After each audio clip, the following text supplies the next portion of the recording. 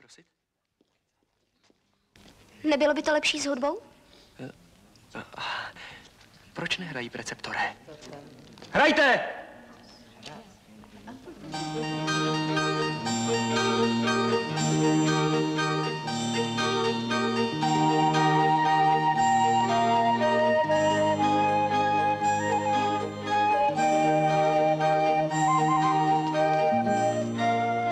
Kdo jste?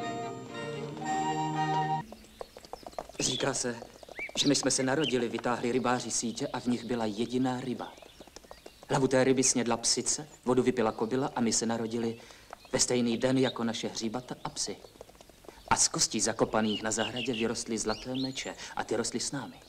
Za 1 rok nám bylo 7, za 2 roky 14 a za 3 roky... Co teď? To přece musí všechno něco znamenat. Tak já si to tady trochu upravím. Vy jste jako diváci. Ano.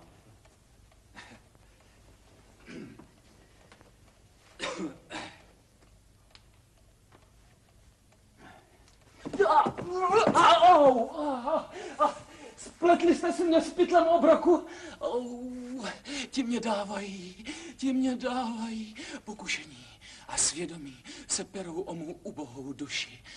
Ti mě dávají, dorážejí na mě a tahají se o mě. Lancelote Gobosem, Lancelote Gobotam, Lancelote Gobosem, Lancelote Gobotam, Lancelote... Zdrň, šeptá mi do ucha pokušení. Rád zdrhnu. Nebo že bych nezdrhnul. Svědomí táhne zpátky, varuje. Pokušení mi šeptá zdrň. Svědomí varuje, pokušení šeptá zdrň. Svědomí varuje, pokušení. Až se mi z těch lotru motá kebule. Nějaký problém, příteli? Nejsem tvůj přítel, Gumo. Co to? Slyšel jsi dobře, vepřová hlavo.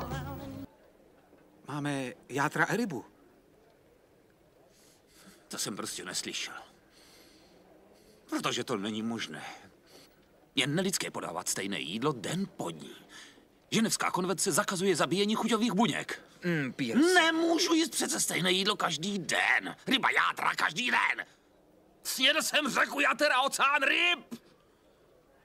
Snědl jsem tolik ryb, že mám žábry. Snědl jsem tolik jater, že se můžu milovat jen prošpikovaný slaninou. Budeme to dál trpět. Necháme si to líbit. Říkám ne, ne. Tenhle hnus už jíst nebudeme. Tak za půl hodiny, jako vždy. Dobře. Kup noviny.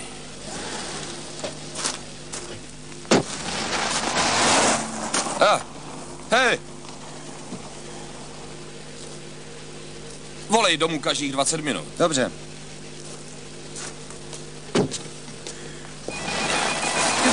Dobrý den. Je tam? Jistě, čeká na vás. Dobrý den. Jde to?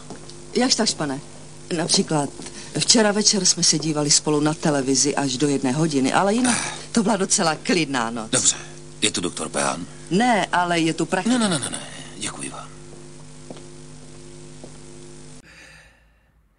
My staří bardi v Praze chodíme, když máme čtenou zkoušku a když naše postava začíná až ve druhém dějství, tak chodíme vždycky trochu později.